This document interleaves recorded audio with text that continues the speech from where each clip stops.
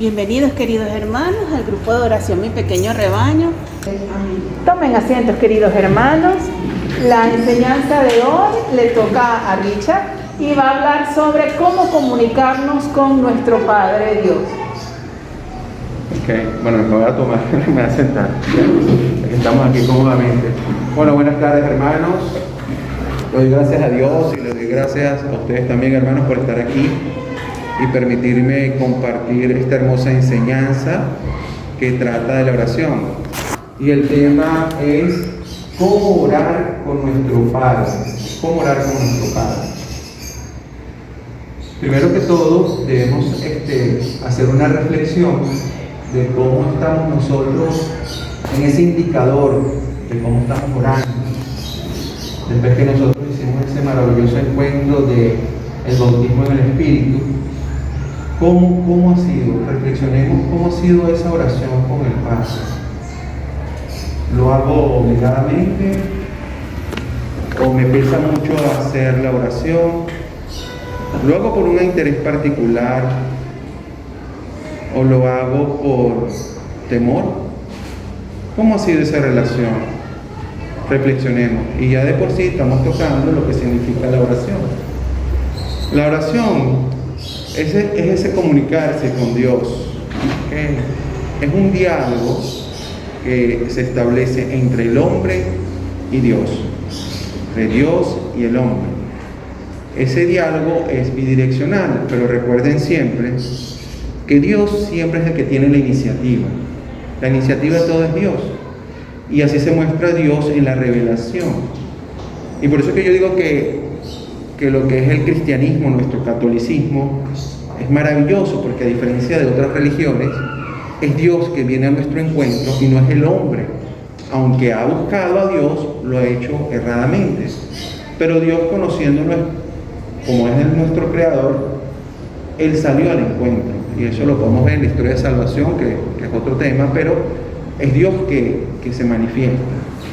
Nosotros, teniendo ese conocimiento y esa memoria de Dios, nosotros nos acercamos a Él en fe. Entonces lo conocemos más a Él y Él, ¿verdad? Y nos conocemos a nosotros mismos también. Entonces, lo primero que surge cuando tú dices, bueno, ¿cómo orar a nuestro Padre? Es lo que pasó con los discípulos cuando estaban con el Señor, que los veía en largas horas de oración, en la noche, de rodillas. Me imagino esa escena en el Monte de los Olivos, cuando los discípulos dicen a Jesús, enséñanos a orar como Juan el Bautista enseñaba a orar a sus discípulos. Eso es bíblico. Entonces el Señor le dice a ellos, bueno, cuando oren, entonces nos muestra el Padre Nuestro. El Padre Nuestro es una joya perfecta de ese amor de Dios y desbordante para todos nosotros. Entonces el Padre Nuestro está en el Evangelio, en San Lucas, en el capítulo 11 en adelante, el versículo 1 en adelante, y está también en Mateo 6, 9. ¿Okay? Entonces el Señor nos enseña a orar. Es Dios mismo que nos enseña a orar. Entonces, el Padre Nuestro tiene dentro de sí ciertas, digamos, modalidades o formas de oración, que son esas pequeñas frases que son contundentes, que llegan rápido al corazón y que el Señor se los mostró a los discípulos. Entonces, cuando dice, Padre Nuestro que estás en el cielo, entonces ya sabemos, Padre Abba, eso quiere decir que hay una cercanía. Nosotros somos sus hijos, Él es nuestro Padre. Nosotros somos hijos y herederos del reino, no porque somos el hijo primogénito, Jesucristo, pero nosotros somos hijos por el bautismo, nos hacemos hijos del Señor, y entonces estamos en ese trato. Entonces la oración debe ser un trato de esa amistad, de esa relación con un padre a un hijo a un padre, con esa confianza. Entonces, cuando tú dices, venga a nosotros tu reino, entonces que queremos que la gloria del Señor lo alabamos, que se manifieste, es un tipo de oración, esa es la primera, porque el Padre Nuestro viene siendo como 7 peticiones, 3 dirigidas al Padre y 4 por nuestras necesidades. Cuando decimos eso, venga a nosotros que se manifieste la gloria del Señor, que haya gozo, paz, felicidad, que el Señor definitivamente se instaure.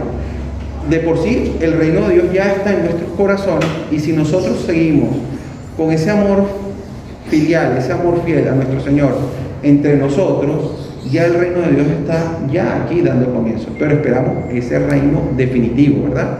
Esa Jerusalén, esa cielos nuevos, tierras nuevas. Entonces ahí estamos en este punto. También cuando en el Padre Nuestro el Señor, hágase tu voluntad aquí en la tierra como en el cielo. ¿Qué oración es esa? Es la oración maravillosa que la misma Virgen María ya tenía en su corazón con el fiat. Hágase en mí según tu palabra.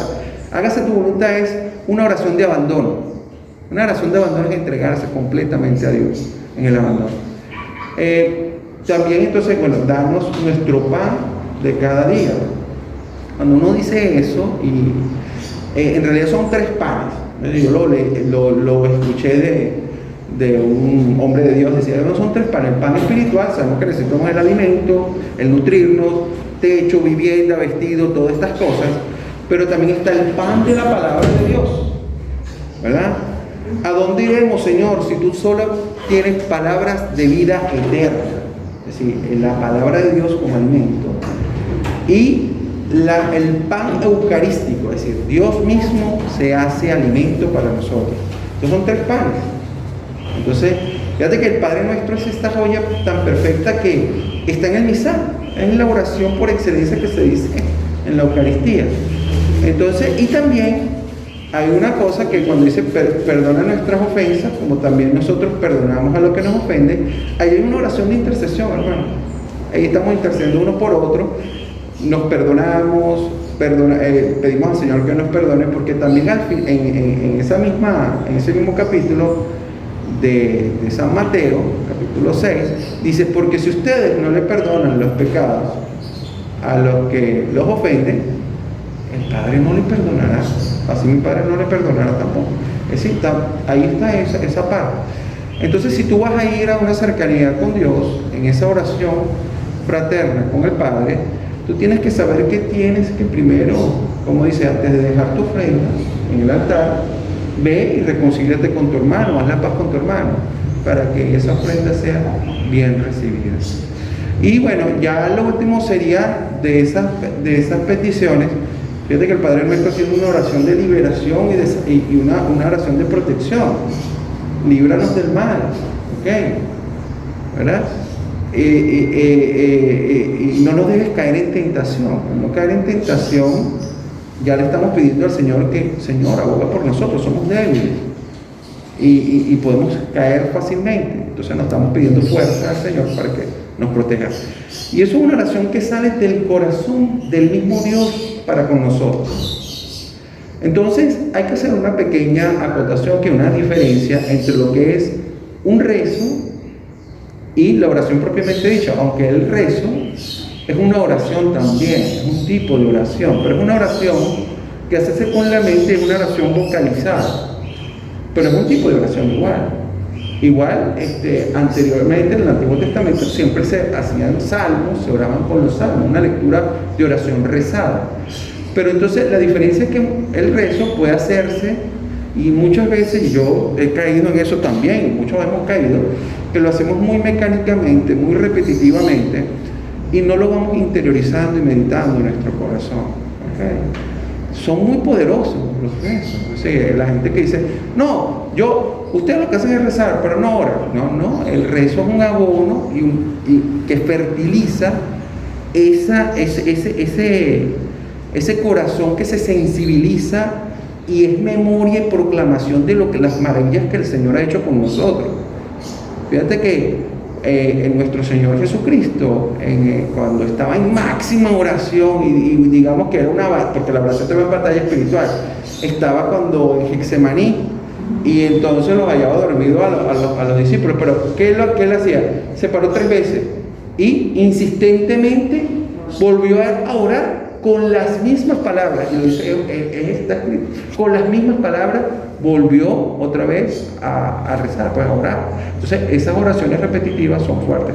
El mismo Cristo en la cruz salmodió, es decir, salmos, es decir, Eli, lama sabachthani, porque eso es un salmo. Jesús en la cruz también recitaba, es una forma de lectura. Entonces, hermanos, eso es muy hermoso. Entonces, para uno entrar en la oración, nosotros tenemos que saber que la oración tiene varios elementos. ¿Okay? Ya dibujamos algunos, por lo que nos enseñó nuestro Señor Jesucristo. Hay muchos, primero a retener con 6 elementos, básicamente, y tiene formas de oración. La forma de oración es lo que hacemos nosotros en el grupo de oración, que lo vamos a ir detallando, lo que hacemos en el grupo de oración con las formas de oración. Los elementos de la oración, el primer elemento y el elemento fundamental, diríamos nosotros, es la fe. La fe. Una persona que no tiene fe, y la fe es una virtud teologal, pero también un fruto del Espíritu. ¿Okay? Gálatas 5:22, ahí están todos los frutos del Espíritu: gozo, paz, fe, caridad, todo eso también es fruto del Espíritu. Pero la fe, y nos lo dice San Pablo en Hebreos 11, en el capítulo Hebreos 11, en el primer versículo, nos dice que la fe es aferrarse a lo que se espera, ¿verdad? O es, ¿verdad?, la certeza de creer en las cosas que no se ven. ¿Okay? Entonces eso es básico. Y tanto es así que a Dios le agrada a las personas con fe. Es decir, si tú tienes una fe muy apagada, o tienes, digamos, poca fe, o no tienes fe, porque todo el mundo se le insufla la fe desde el mismo momento del bautismo, en el Espíritu Santo, tenemos fe, pero lo vamos apagando durante el tiempo. Y una persona que tiene muy poca fe es como decir una ceguera en el Espíritu. Una ceguera en el Espíritu. Entonces, la fe en Hebreos 11:1 dice que, un poquito más adelante de 11:1 ya definimos qué es la fe. En 11:6 dice: pero sin la fe es imposible agradarle, pues nadie se acerca a Dios si antes no cree que existe y que recompensa a los que lo buscan. Entonces, la fe es como esa dinamita, esa gasolina, ese ardor, y te lleva a la presencia de Dios. San José de María Escrivá siempre cuando se ponía en acto de oración dice: Señor, sé que me ves, que me miras, que me oyes, te adoro con profunda reverencia y guíame.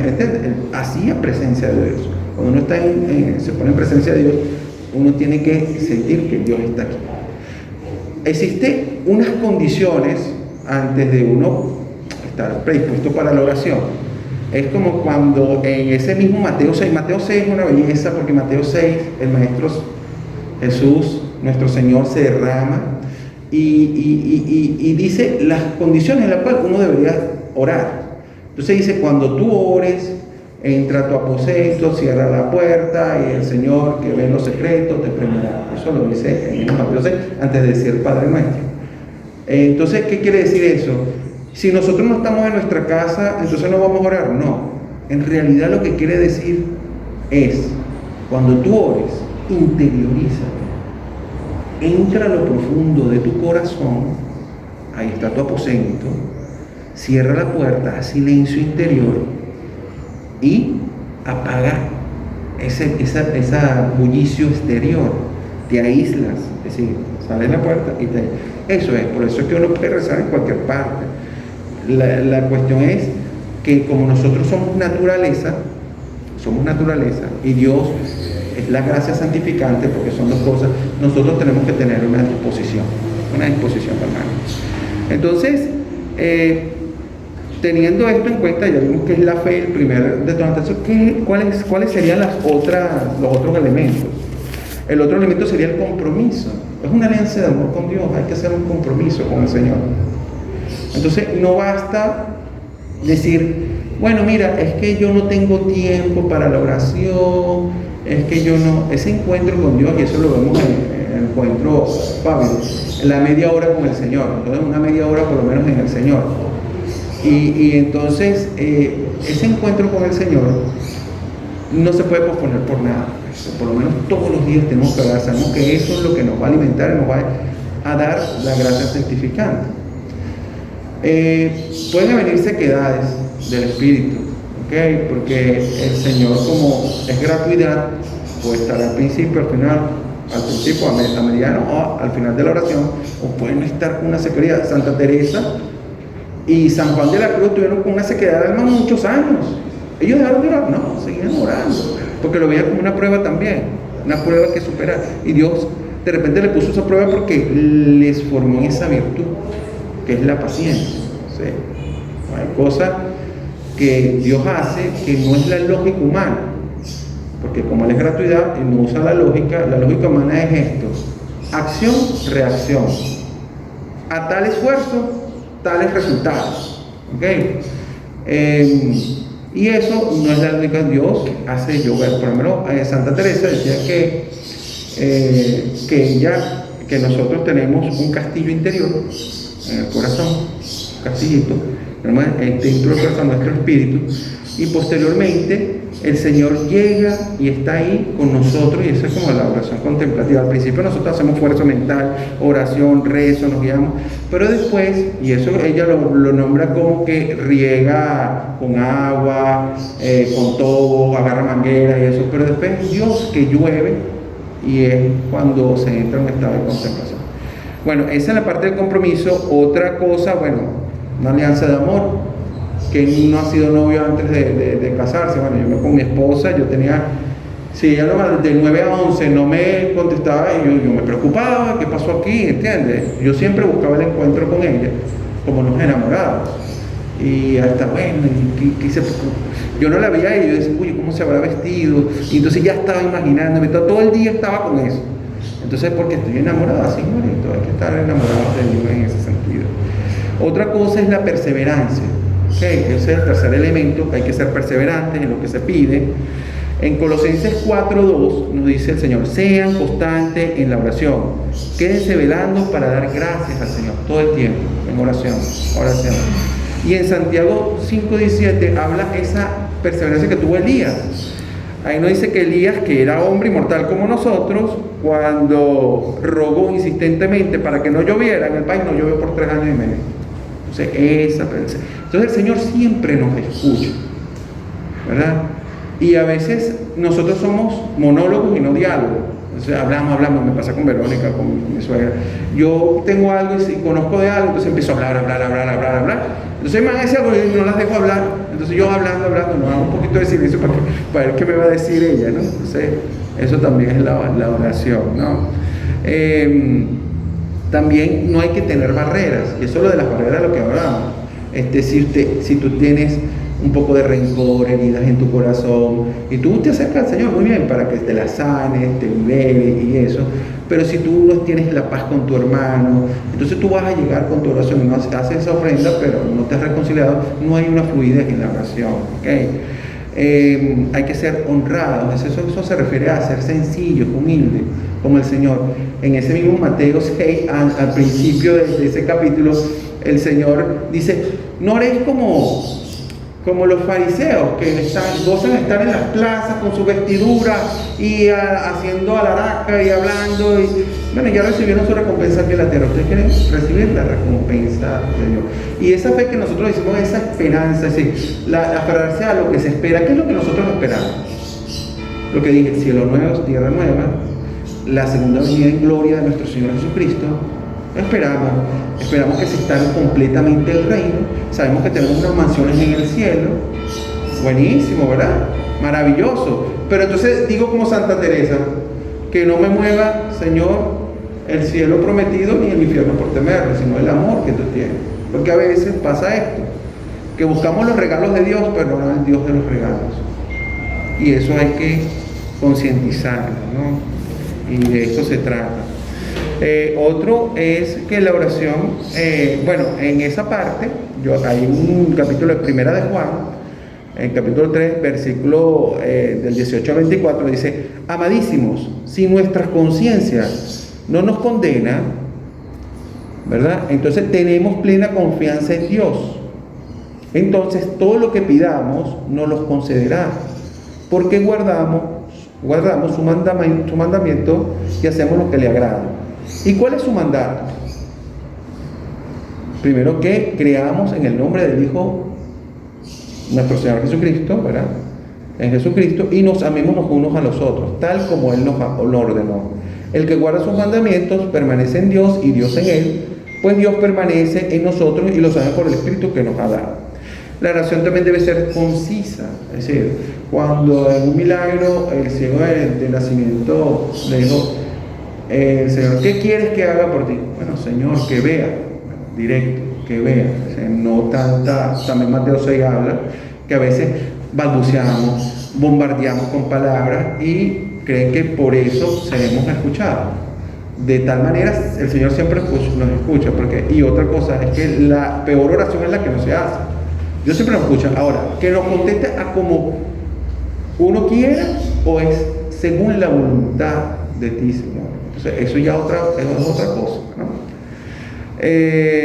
Bueno, en cuanto a las modalidades y formas de oración, hay, bueno, infinidad de modalidades de oración, así como el Espíritu sopla y se mueve donde quiere, cuando quiere y como quiere.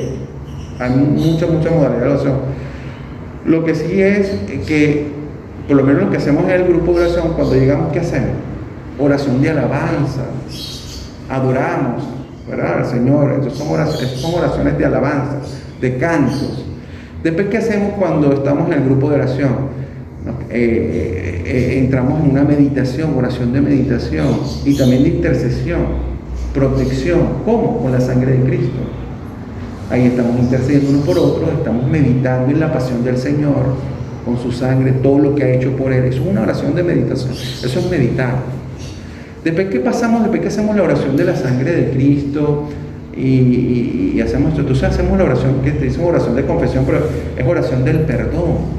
Le pedimos al Señor perdón por nuestras faltas. Todo lo que estamos hablando aquí lo hacemos en el grupo de oración, por nuestras faltas, nuestra dejadez, todo esto. También cuando uno entra en una parte de oración que uno llama, digamos, una oración contemplativa pero vocalizada, eso es lo que más o menos se refiere a que cuando ya no te quedan palabras en la oración y en la alabanza, tú empiezas a entrar a hablar lo que se llama en lenguas. Esa es la oración en lenguas. Eso está en la carta de los Corintios, Entonces, el orar en lenguas viene siendo esa comunicación entre Dios y tú, de corazón a corazón, de espíritu a espíritu. Y al principio es muy parecida a la oración contemplativa, en que muchas veces en la oración contemplativa hay un silencio absoluto, en la cual muchas veces no hay mayor elocuencia que un cruce de miradas, pero en la oración en lenguas es una oración que expresa que ya tú has como agotado todo ese manantial de palabras, de cosas que has dicho al Señor maravillosas, y entonces te mueve el espíritu a hacer sonidos inefables, gemidos, sonidos guturales.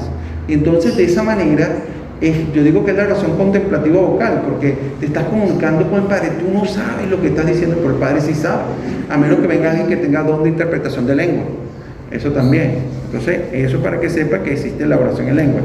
Y también están esas famosas, cuando uno dice, bueno, ¿cómo yo me puedo mantener orando todas las 24 horas? Dice, oren a tiempo y de tiempo, en todo lugar, en todo momento, ¿verdad? Y den gracias al Señor. Entonces tú dices, existen las famosas jaculatorias, se llaman oraciones de flecha.